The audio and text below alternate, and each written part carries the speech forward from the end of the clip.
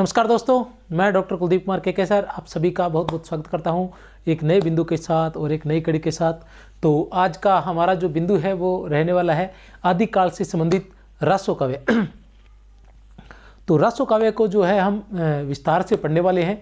और इससे पहले जो आदिकाल के अंतर्गत हमने सिद्ध साहित्य, नाथ साहित्य, जैन साहित्य पढ़ चुके हैं और जैन साहित्य के साथ साथ अपने अपभ्रंश साहित्य जो है उसका भी अध्ययन किया था और वो भी जरूर आप क्लास देख लें। तो आज हम रासो साहित्य पढ़ेंगे। तो ये क्लासों को मैंने क्या है कि क्लास को थोड़ा सा ना टुकड़ों में विभाजित कर दिया। ये लगातार और कल से हो सकता है कल सुबह भी क्लास आ जाए। टुकड़ों में इसलिए बांटा है कि एक साथ जिस तरह से रासो काव्य है तो रासो काव्य अकेला रासो काव्य पढ़ेंगे हम एक बार भी। रासो क्या है, रासो की जो है उत्पत्ति कैसे हुई, उस शब्द की उत्पत्ति कैसे हुई और रासो कैसे बना और किस प्रकार के रासो लिखे जाते थे, रासो की भाषा क्या होती थी, उसकी विशेषताएं क्या थी, उसकी प्रवृत्तियां क्या थी, उसको अलग पढ़ेंगे। उसके बाद जितने भी रासो है जैसे बीसलदेव रासो है, पृथ्वीराज रासो है, परमाल रासो है, ठीक है ना, खुमाण रासो है, ये जितने भी रासो है इसके अंदर जयचंद्र प्रकाश है, जयमेघ, जस चंद्रिका है, वो सभी के सभी अपने अलग अलग ही पढ़ेंगे। अगर कोई ज़्यादा छोटा है तो उनको साथ ले लेंगे। जैसे आज का जो रहेगा हम रासो साहित्य पढ़ेंगे, ठीक है ना, विशेष रूप से रासो साहित्य के बारे में हम जानकारी हासिल करेंगे। तो ये रासो साहित्य वगैरह मैंने प्रयास किया है कि जितने भी हिंदी साहित्य के इतिहास है सभी से जो प्रमाणिक सामग्री है वो आप तक मैं पहुँचा दूँ। और साथ में संदर्भ सहित, संदर्भ का क्या रहता है कि मैं घुमा फिरा के तो बात कर सकता हूँ, मतलब जो उन्होंने लिखा उसी को घुमा फिरा कर मैं लिख दूं, ठीक है ना, तो ऐसा लगेगा जैसे मैंने लिखा हुआ है। लेकिन उससे क्या रहेगा कि कहीं ना कहीं समस्या ये आ जाती है कि अक्सर अब वर्तमान में क्या कि कथन पूछे जा रहे हैं और नाम मात्र के शब्द की वजह से ही जो उत्तर है उसमें हेरफेर हो जाती है, नाम मात्र के शब्द जैसे। अब जैसे आचार्य रामचंद्र शुक्ल की बात करें तो पृथ्वीराज रासो को उन्होंने भट्ट बणंत कहा है, भट्ट बणंत, ठीक है ना। अब भट्ट बणंत का है, अब जिसने भट्ट बणंत पढ़ा है तो वो कहेगा कि अगर क्वेश्चन आए कि पृथ्वीराज रासो को भाटों द्वारा लिखा गया, किसने कहा है, तो वो सोचेगा भट्ट बणंत का है तो आचार्य शुक्ल कर देगा। लेकिन नहीं, अब सीधा पूरी तरह से अगर कहे कि ये भाटों द्वारा लिखी हुई रचना है तो ऐसा गौरीशंकर हीराचंद ओझा करते हैं। तो नाम मात्र के मतलब जो शब्दों का हेर फेर से ही प्रश्न का जो उत्तर है वो बदल जाता है। तो इस तरह से हमें ध्यान रखना है कि किस तरह से, तो वो सारी चीज़ें करने के लिए मैंने संदर्भ भी दिया है कि ये जो कथन है ये किसका है और किसने कहा है और इन दोनों में क्या अंतर है, ये सारी बातें हम विस्तार से पढ़ेंगे। रासो शब्द की बात करें तो रासो का जब हम गणपति चंद्रगुप्त पढ़ते हैं तो गणपति चंद्रगुप्त में हम देखते हैं, क्या देखते हैं गणपति चंद्रगुप्त में, गणपति चंद्रगुप्त में हम देखते हैं कि गणपति चंद्रगुप्त कहते हैं कि रासो जो शब्द की उत्पत्ति है वो रासक से ही हुई है। किससे हुई है? रासो शब्द की जो उत्पत्ति है वो रासक से ही हुई है। अब रासक की बात करें और वो ये भी कहते हैं, अकेला रासक से नहीं कहते, वो इसके साथ ये भी कहते हैं कि रासक से गणपति चंद्र किससे मानते हैं कि रासक से हुई है उत्पत्ति,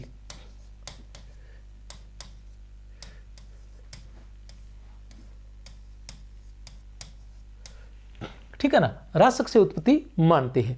इसके अलावा वो यह भी कहते हैं कि कौन कौन मानते हैं, जैसे हजारी प्रसाद द्विवेदी है, डॉक्टर दशरथ शर्मा है और माता प्रसाद गुप्त है। तो ये सभी के सभी क्या है कि उनका संदर्भ भी दिया है डॉक्टर गणपति चंद्र गुप्त ने कि रासो शब्द की जो उत्पत्ति है वो रासक से हुई है। लेकिन वो ये सारी बातें क्या कह रहे हैं कि रासक से ही क्या बना है, रास बना है और रास से क्या हो गया, रासो हो गया। अब कैसे हो गया, वो ये कहते हैं कि रासक से रास कैसे बना, इसके बारे में तो वो ये कहते हैं कि अपभ्रंश, रासक जो शब्द है वो अपभ्रंश में कैसे हुआ, अपभ्रंश में जो बदलाव होते हैं वो कैसे होता है, रस है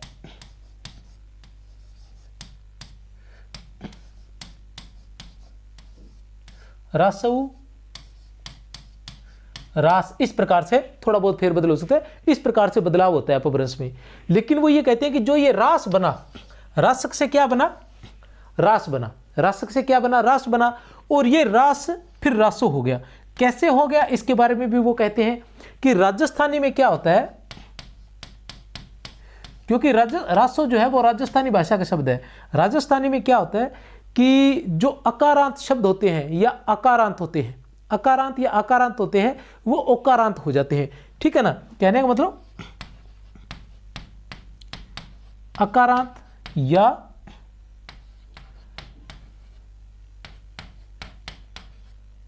अकारांत जो शब्द होते हैं वो क्या हो जाते हैं, ओकारांत हो जाते हैं अपने आप ही, राजस्थानी में आते ही। जैसे घोड़ा है, घोड़ा है, घोड़ा का क्या हो जाएगा, घोड़ो, ठीक है ना।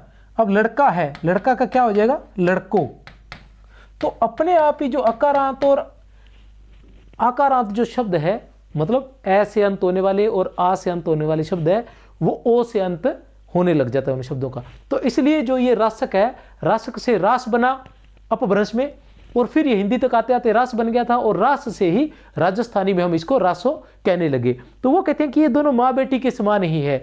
जैसे माँ बेटी होती है, रास और रासो, यही अंतर है इन दोनों के अंदर। तो रास और रासो को अलग अलग नहीं मानते हैं, लेकिन जो माता प्रसाद गुप्त है वो दोनों को अलग अलग मानते हैं। ये सारी बातें अपने विस्तार से पढ़ेंगे, चलते हैं। ये मैं उसकी भूमिका बना रहा था। रासो साहित्य से संबंधित अलग अलग साहित्यकारों ने अलग अलग मत है, तय है, बहुत से मत है, बहुत ज्यादा मत है, ठीक है ना।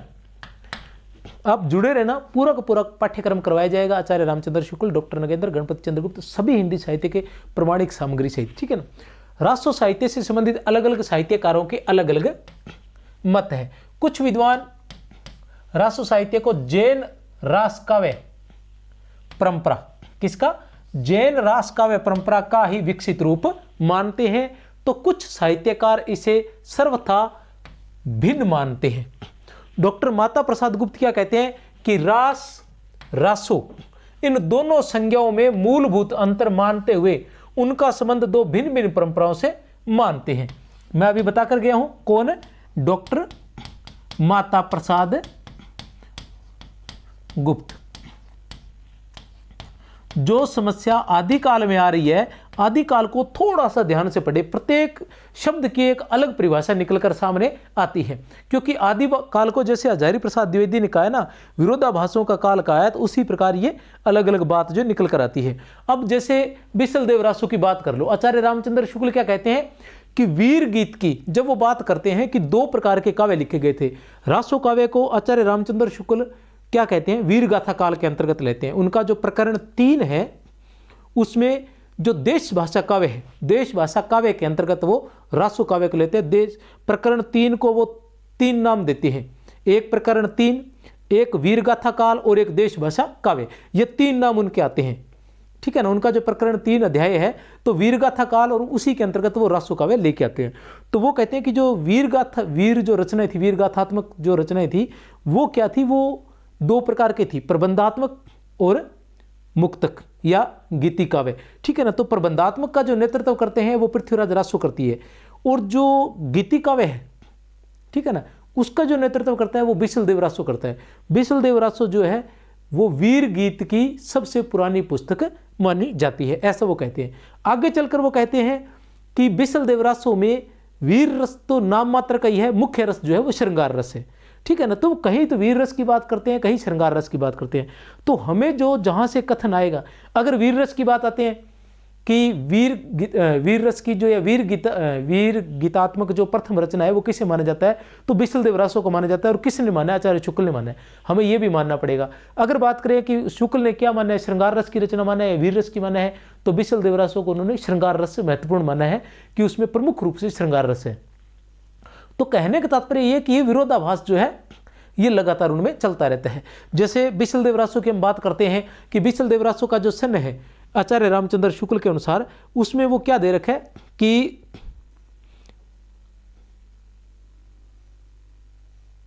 1272 मजारी, 1272 मजारी जेठ बदी, हाँ 1272 मजारी जेठ बदी 9वीं बुधवारी, नाला रसायन आरंभ भई शारदा तुठी ब्रह्म कुमारी।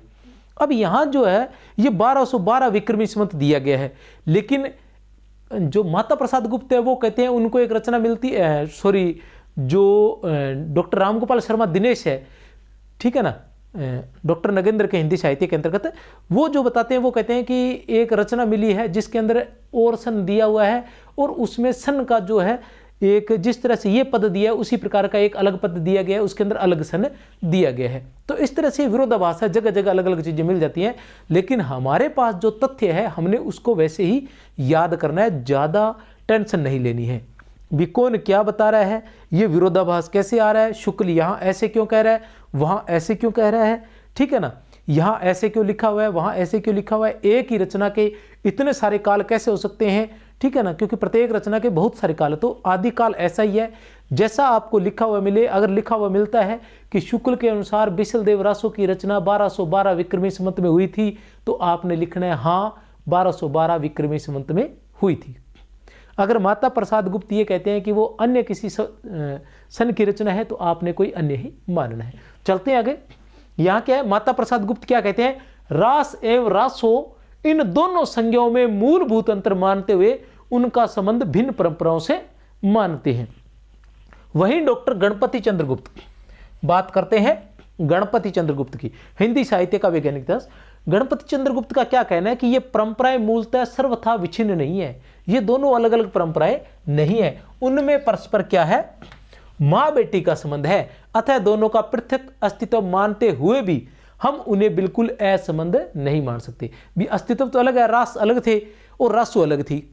इसके बारे में गणपति चंद्र गुप्त खुद ही कहते हैं कि रास क्या था, रास का जो रास शैली थी लिखने की, वो जैनों की अपनाई हुई थी, और जैनों ने रास शैली में सिर्फ धार्मिक रचनाएं ही की थी, धार्मिक उपदेश से संबंधित रचनाएं लिखी थी।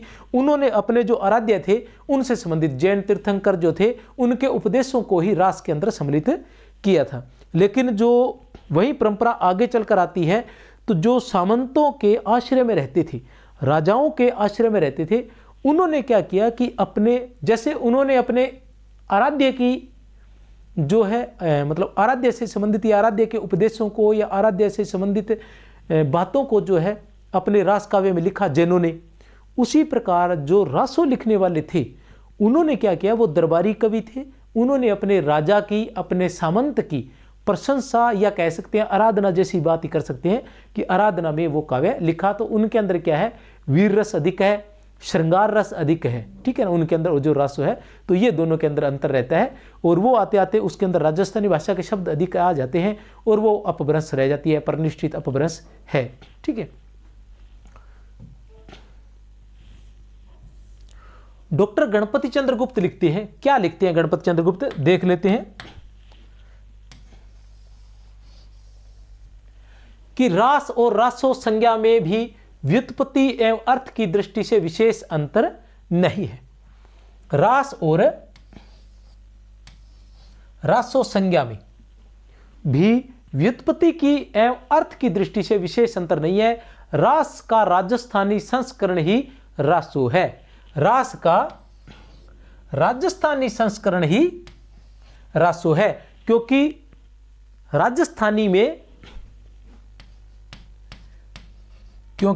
राजस्थानी में अकारांत एवं आकारांत संज्ञाएं ओकारांत हो जाती है, जैसे घोड़ा से घोड़ो, घोड़ा से घोड़ो।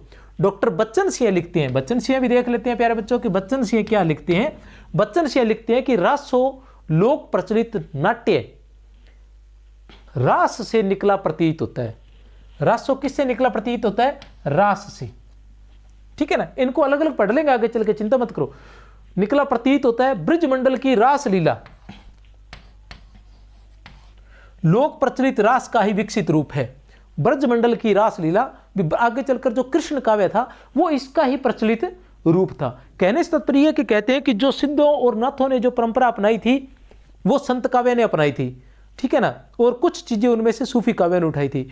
लेकिन जो जैनों ने जो प्रबंध काव्य लिखे थे, दोहा चुपाई शैली का जो प्रयोग किया था, उस शैली का प्रयोग आगे चलकर कृष्ण काव्य में, राम काव्य में और सूफी काव्य में हुआ था। तो ये कह रहे हैं जो ये रास शब्द है इसको आगे कृष्ण काव्य के अंदर जो रास लीला के अंतर्गत उसी का विकसित रूप था वो। जैन अपभ्रंश में रास की लंबी परंपरा है, रास से ही रास है, रायण, रासु आदि बने हैं। जैन रास मूलतः है सांप्रदायिक है, किंतु साहित्य में प्रविष्ट होकर इसका रूप श्रृंगार वीर मिश्रित हो गया। ये कथन जो है आपको इसी तरह से याद रखना है। किसका है ये, डॉक्टर बच्चन सिंह का कथन है। और आपको याद रखना है कि बच्चन सिंह ने ऐसा कहा था कि रास है, रायण, रासु आदि बने हैं। रास से ही किससे, कौन कह रहे हैं? बच्चन सिंह। बच्चन सिंह कह रहे हैं कि रास से ही रस है, रायण और रासु बने हैं। ऐसा कौन कह रहे हैं? बच्चन सिंह कह रहे हैं। फिर बच्चन सिंह जी क्या कह रहे हैं कि जैन रास जो थे, अब रास जैनों द्वारा लिखे गए थे, ठीक है ना, और रासो जो थे वो बाटों या चारणों द्वारा लिखे गए थे। समझ गए? वैसे इसको हम रासो काव्य मानते हैं और वीर गाथा काव्य के अंतर्गत आचार्य शुक्ल ने वीर गाथा काल में लिया है और डॉक्टर रामकुमार वर्मा ने इसे चारण काल में लिया है। जैनों और जो सिद्ध नाथ सिद्ध और जो जैन है उनको उन्होंने संधि काल में लिया है। अब आते हैं जैन रास मूलतः सांप्रदायिक है, ये अंतर बताया है किसने? बच्चन सिंह ने। अंतर आ जाए तो ध्यान रखना है कि जैन रास जो है वो मूलतः क्या है? सांप्रदायिक है और साहित्य में प्रविष्ट होकर इसका रूप श्रृंगार वीर मिश्रित हो गया। क्या हो गया? श्रृंगार वीर मिश्रित। साहित्य में प्रविष्ट होकर, साहित्य में प्रविष्ट होने का मतलब है रासो काव्य से संबंधित भी। जैसे ही ये रास जो है, जैसे ही रासो बना तो उसमें श्रृंगार वीर का जो है मिश्रण हो गया, या श्रृंगार वीर मिश्रित जो है उसकी भाषा जो होगी, उसका रस जो श्रृंगार और वीर से मिश्रित हो गया। वैसे ये सांप्रदायिक था उससे पहले।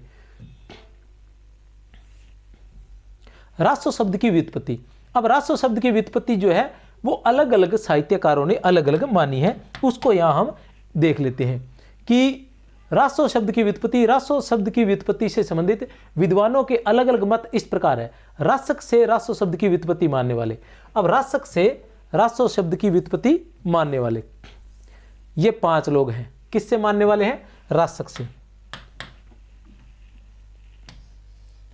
रासक से रासो शब्द की उत्पत्ति बहुत ही महत्वपूर्ण है, पूछा जाता है और बार बार याद करने के बावजूद भी ये हम भूल जाते हैं, तो इस बार आपको भूलने नहीं देंगे।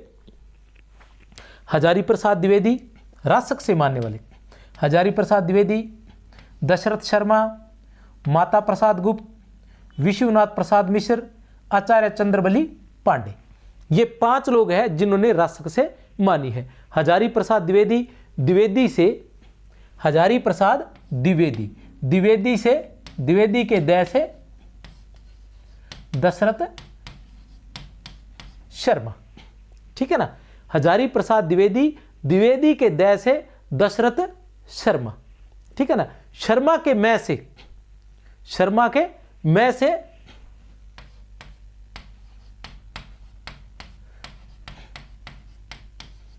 माता प्रसाद गुप्त, ठीक है ना। ये 3 तो आपको याद करवा दिए। हजारी प्रसाद द्विवेदी, द्विवेदी के द से दशरथ शर्मा और शर्मा के मैं से माता प्रसाद गुप्त, और चाहो तो एक और भी यूज कर सकते हो, ठीक है ना। और उसके बाद ये आ जाता है विश्वनाथ प्रसाद मिश्र और चंद्रबली पांडे, विश्वनाथ प्रसाद मिश्र और चंद्रबली पांडे, ये इसके अलावा 2 और आपको याद रखने हैं। जितनी हेल्प हो सकती है उतनी मैंने कर दी है। फिर आता है रहस्य से। अब रहस्य से रासो शब्द की उत्पत्ति मानने वाले, किससे मानने वाले? रहस्य से रासो शब्द की उत्पत्ति मानने वाले कौन है? साहित्यकार कवि श्यामलदान, ये श्यामलदान है, कई जगह दास आ जाता है, ये दान ही है जहां तक है। श्यामलदान, काशी प्रसाद जायसवाल, ठीक है ना, श्याम सुंदर दास, रामनारायण दुग्गड़, ये 4 लोग हैं रहस्य से मानने वाले। ये 4 लोग हैं, इन्होंने किससे मानी है रासो की उत्पत्ति? रहस्य से मानी है, ठीक है ना। कवि श्यामल दास, काशी प्रसाद जायसवाल, श्याम सुंदर दास, रामनारायण दुग्गल। अब ये सारे देखो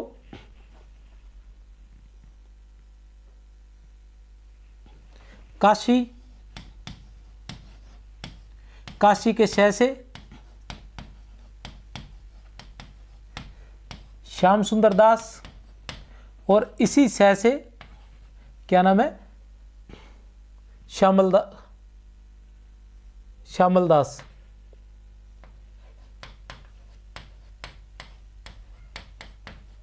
दो तो आप वैसे ही याद कर सकते हो, श्याम सुंदर दास और श्यामल दास। काशी, काशी आपको याद रखना है। काशी से आप याद रखोगे काशी प्रसाद जायसवाल, काशी प्रसाद जायसवाल, काशी प्रसाद जायसवाल। तो काशी के श से श्याम सुंदर दास और श्याम सुंदर दास से श से श्यामल दास। ये तीन जो है आप इस तरीके से याद कर सकते हो। काशी, काशी के श से श्याम सुंदर दास और श्याम सुंदर दास से ही श्यामल दास, ठीक है ना। और पीछे बचता है एक राम नारायण दुग्गड़। ये इतना महत्वपूर्ण भी नहीं है, ये तीन ही महत्वपूर्ण है, ये याद रख लेना है। रास से रासो शब्द की उत्पत्ति। अब क्या है, रास से, रास से रासो शब्द की व्युत्पत्ति मानने वाले गौरीशंकर हीराचंद ओझा, मोहनलाल विष्णुलाल पांड्या, बच्चन सिंह और नंद दुलारे वाजपेयी। किससे है, रास से।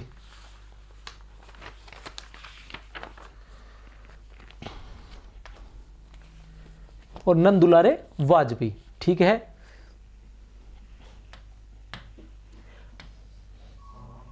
रस से रासो शब्द की उत्पत्ति मानने वाले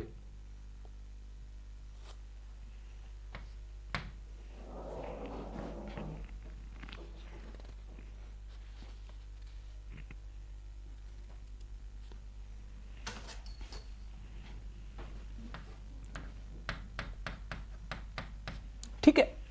रास से रासो शब्द की व्युत्पत्ति मानने वाले कौन है, गौरीशंकर हीराचंद ओझा है, मोहनलाल विष्णुलाल पांड्या है, बच्चन सिंह है और नंद दुलारे वाजपेयी है। ये जो किससे मानने वाले हैं, रास शब्द से रासो की उत्पत्ति मानने वाले हैं। गौरीशंकर हीराचंद ओझा, मोहनलाल विष्णुलाल पांड्या, बच्चन सिंह और नंद दुलारे वाजपेयी, ये चार लोग जो है रास से मानने वाले। अब रस से किसने मानने वाले हैं, ये बहुत ही महत्वपूर्ण है। रस से जो मानने वाले हैं वो है रामस्वरूप चतुर्वेदी। रामस्वरूप चतुर्वेदी जी हिंदी साहित्य और संवेदना का विकास, हिंदी साहित्य और संवेदना का विकास लिखने वाले रामस्वरूप चतुर्वेदी जी किससे उत्पत्ति मानते हैं, रासो शब्द की। रस से ही रासो शब्द की व्युत्पत्ति मानते हैं। उसके बाद आता है रसिक से। रसिक से मानने वाले कौन है, नरोत्तम स्वामी। रसिक से मानने वाले नरोत्तम स्वामी, रसायन से मानने वाले आचार्य रामचंद्र शुक्ल, राजदेश से मानने वाले जॉर्ज गिरेशन, राजसूय से मानने वाले गारसा दत्तासी, राजसूय से मानने वाले गारसा दत्तासी। वही कथन आता है, क्या नाम था उसका भी अभी, बिसल देव रासो वाला। उसके माध्यम से वो कहते हैं कि रसायन काव्य के संबंध में प्रयुक्त होता रहा है। इसके संबंध में वो बिसल देव रासो का जो पंक्तियां हैं वो कहते हैं कि 1272 मजारी जेठबदी नौमी बुधवारी, नाल रसायन आरंभ भई, नाल है रसायन आरंभ भई, नाल रसायन, रसायन का मतलब काव्य। तो ये कहते हैं रसायन शब्द जो है वो बिसल देव रासो में जगह जगह काव्य के रूप में प्रयुक्त हुआ है, इसलिए रासो शब्द जो है वो रसायन से ही उत्पत्ति हुई है। रासो शब्द की उत्पत्ति जो है वो रसायन शब्द से ही हुई है। तो हमें ये ध्यान रखना है, आचार्य शुक्ल ने और इसके संदर्भ में कौन सा उदाहरण दिया है, बिसल देव रासो का उदाहरण दिया है। किस रचना का उदाहरण दिया है, बिसल देव रासो का इन्होंने उदाहरण दिया है, याद रख लेना है। रासो साहित्य की विशेषताएं, रासो साहित्य की विशेषताएं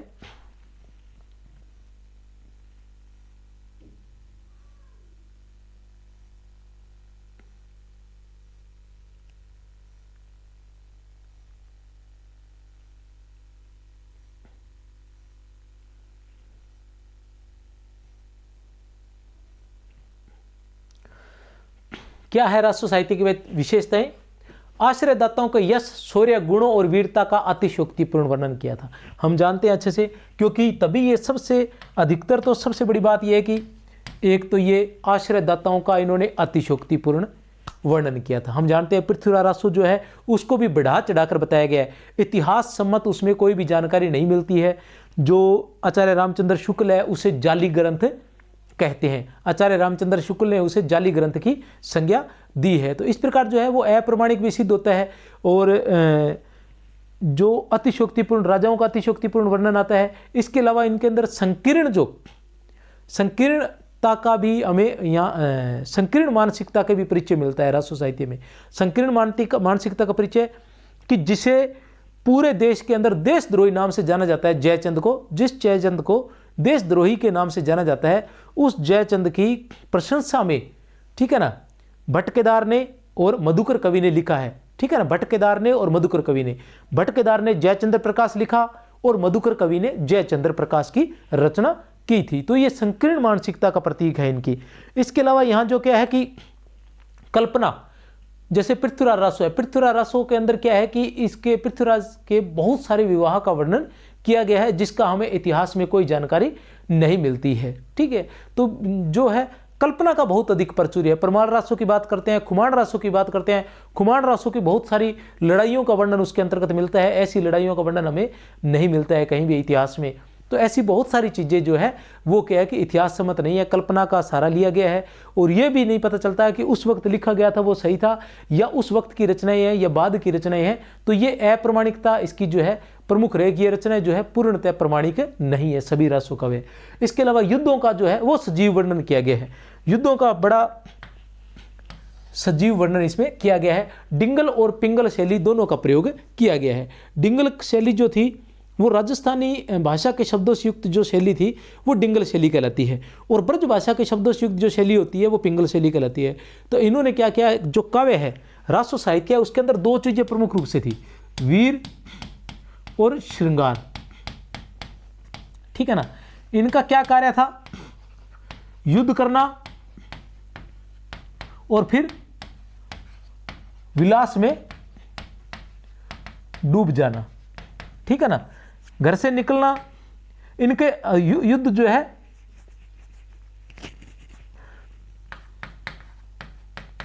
स्त्रियों के लिए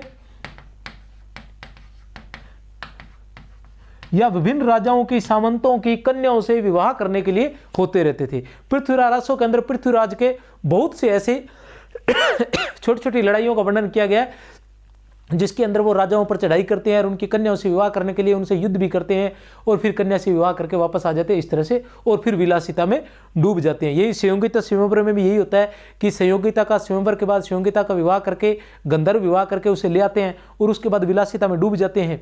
तो उसी दौरान क्या है कि मोहम्मद गोरी जो आक्रमण कर देता है, हालांकि पहली बार तो वो हार जाता है लेकिन दूसरी बार फिर वो वापस वही विलासिता का में डूब जाते हैं और वो दूसरी बार वो जीत जाते हैं। उसके अलावा कल्पित घटनाओं का, पिंगल और डिंगल की बात कर रहा था, तो डिंगल में तो क्या था कि वीरता से पूर्ण जितने भी, जहां भी वीरता से पूर्ण वहां डिंगल शैली का प्रयोग किया कि वीर रस से पूर्ण जहां, ठीक है ना, वीर रस से पूर्ण जहां पद का प्रयोग किया गया है वहां डिंगल शैली है, और जहां श्रृंगार से संबंधित किया गया है वहां पिंगल शैली का प्रयोग किया गया है। कल्पित घटनाओं का बहुत अधिक प्रयोग किया गया है। सामंती जीवन का प्रत्यक्ष चित्रण किया गया है, विलासितापूर्ण सामंती जीवन का बहुत ही सुंदर चित्रण प्रत्यक्ष चित्रण जो किया गया है।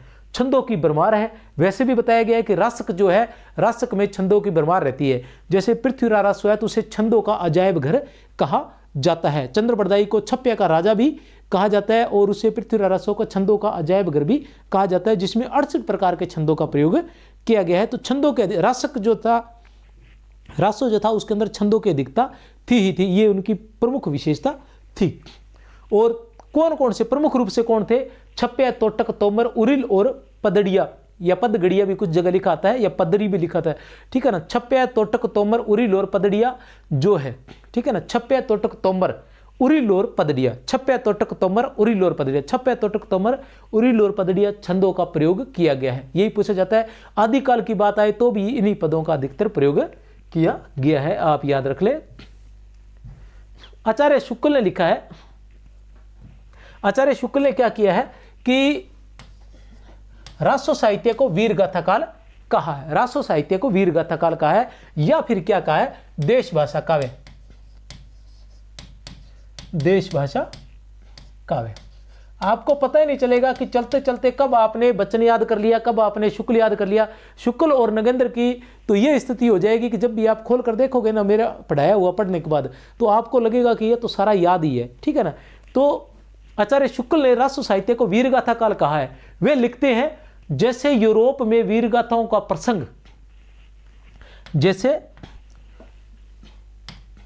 यूरोप में वीरगाथाओं का प्रसंग युद्ध और प्रेम रहा, यूरोप में वीरगाथाओं का प्रसंग जो था युद्ध और प्रेम रहा, वैसे ही यहां भी था किसी राजा की कन्या के रूप संवाद पाकर दल बल के साथ चढ़ाई करना, ये आचार्य रामचंद्र शुक्ल बोल रहे हैं भी किसी भी राजा की कन्या के श्रृंगार का, सौंदर्य का चित्रण सुनते ही दल बल सहित उस राजा पर चढ़ाई कर देना और प्रतिपक्षियों को पराजित कर उस कन्या को हर कर लाना वीरों के गौरव और अभिमान का काम माना जाता था। वीरों के लिए यह बड़े ही गौरव का और अभिमान का काम माना जाता था कि जब वो किसी की कन्या को हर कर लाते थे, ठीक है ना, युद्ध में जीत कर। इस प्रकार काव्यों में श्रृंगार का भी थोड़ा मिश्रण रहता था। अब ये क्या कह रहे हैं, श्रृंगार का भी थोड़ा मिश्रण रहता था पर गौण रूप में। याद रख लेना ये कथन किसके हैं, ठीक है ना। श्रृंगार का भी थोड़ा मिश्रण रहता था पर गौण रूप में।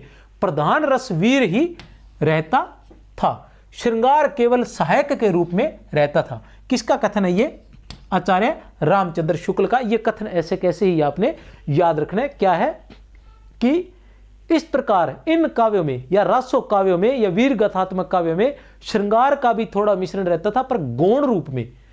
प्रधान वीर ही रहता था, श्रृंगार केवल सहायक के रूप में रहता था। आचार्य शुक्ल के अनुसार वीर गाथाएं दो रूप में मिलती है, प्रबंध काव्य के साहित्यिक रूप में, प्रबंध काव्य के साहित्यिक रूप में और वीर गीतों के रूप में, बैलेड्स के रूप में, ठीक है ना। प्रबंध काव्य के साहित्य के रूप में और वीर गीतों के रूप में। अब वो यहाँ क्या कहते हैं, साहित्यिक प्रबंध के रूप में जो सबसे प्राचीन ग्रंथ उपलब्ध है वह पृथ्वीराज रासो है। साहित्यिक प्रबंध के रूप में जो सबसे प्राचीन ग्रंथ उपलब्ध है वह पृथ्वीराज रासो है। और वीर गीत के रूप में सबसे पुरानी पुस्तक बिसल देव रासो मिलती है। वीर गीत के रूप में सबसे पुरानी पुस्तक बिसल देव रासो मिलती है। अब इसको कहा तो क्या गया है, वीर गीत कहा गया है। क्या कहा गया है, वीर गीत के रूप में सबसे पुरानी पुस्तक आचार्य शुक्ल ने वीर गीत के रूप में सबसे पुरानी पुस्तक है। आगे चल के वो कहते हैं कि बिसल देव का जो प्रमुख रस है वो श्रृंगार रस है। बिसल देव का जो प्रमुख रस है वो श्रृंगार रस है। देखते हैं अगर मैंने लिखवाया है तो ठीक है।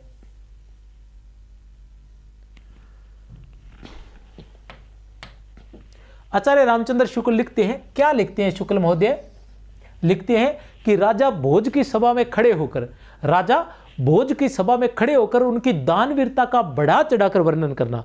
राजा भोज की सभा में खड़े होकर उनकी दानवीरता का बढ़ा चढ़ाकर वर्णन करना और फिर बहुत अधिक प्रशंसा प्राप्त करना और बहुत अधिक धन प्राप्त करना, ऐसे दिन इस काल के अंदर जो है चले गए थे। अब वो दिन नहीं रहे थे। अब तो क्या था कि राजाओं की वीरता का वर्णन किया जाता था और या फिर उनके श्रृंगार का या श्रृंगार से संबंधित रचनाएं की जाती थी जिसमें वो अपनी विलासिता में डूबे रहते थे। तो इन दो चीजों के लिए ही सम्मानित किया जाता था। इसलिए इस प्रकार की रचनाएं होने लगी जिनमें अधिक से अधिक वीर रस का प्रयोग था और सहायक के रूप में श्रृंगार रस का। पढ़ लेते हैं। राजा भोज की सभा में खड़े होकर राजा की दानशीलता का लंबा चौड़ा वर्णन करके लाखों रुपए पाने वाले कवियों का समय बीत चुका था। राज दरबारों में शास्त्रार्थों की वह धूम नहीं रही थी। अब शास्त्रार्थ करके ना, पहले क्या दरबारों में होते थे, एक पंडित जी दूसरे पंडित जी से शास्त्रार्थ करते थे और फिर जो जीतता था उसको भयंकर धन मिलता था। तो वो जमाने आचार्य शुक्ल के अनुसार अब चले गए थे। अब तो क्या था,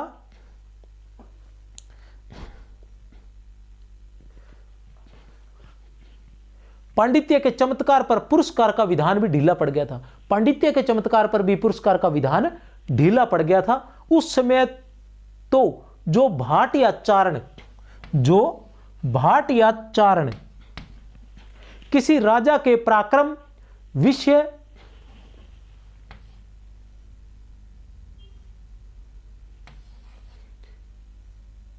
शत्रु कन्या हरण आदि का अत्युक्तिपूर्ण आलाप करता या रण क्षेत्रों में जाकर वीरों का हृदय में उत्साह की उमंगे भरा करता था, वही सम्मान पाता था।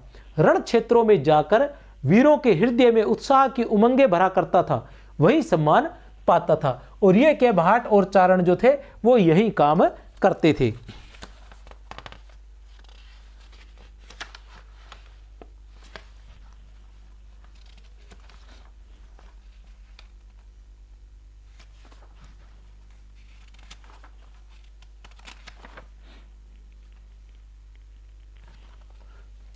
विजय, ठीक है ना। किसी राजा के पराक्रम, विजय, शत्रु कन्या हरण आदि का अत्युक्तिपूर्ण, अतिशयोक्तिपूर्ण वर्णन करता था, या रण क्षेत्रों में जाकर वीरों के हृदय में उत्साह की उमंगे भरा करता था, वहीं सम्मान पाता था। तो ये जो थी, ये रासो काव्य की विशेषताएं थी। रासो काव्य जो है वो दो प्रकार के लिखे गए थे, वो भी हमने बात कर चुके हैं कि एक प्रबंध काव्य थे और मुक्तक के रूप में दो प्रकार के रासो काव्य लिखे जाते थे। अब इसके बाद जो हम पढ़ने वाले हैं, सभी रासो जो है वो एक एक करके हम पढ़ेंगे, ठीक है ना। तो जय हिंद, जय भारत।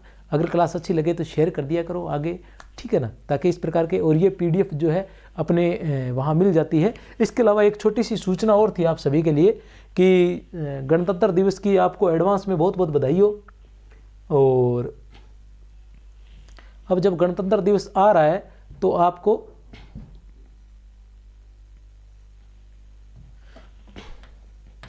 ये जो एक छोटी सी सूचना है कि गणतंत्र दिवस की हार्दिक शुभकामनाएं। हिंदी के सभी कोर्सेज पर 90% तक की छूट है और प्रत्येक टेस्ट सीरीज जो है 199 में है केवल, ठीक है ना, 199 रुपये में, जिसमें क्या है, डॉक्टर नगेंद्र की जो टेस्ट सीरीज है वो भी है, आचार्य रामचंद्र शुक्ल की टेस्ट सीरीज है, उसके अलावा हिंदी साहित्य का इतिहास है, उसमें व्याख्याता और वरिष्ठ अध्यापक की संपूर्ण टेस्ट है।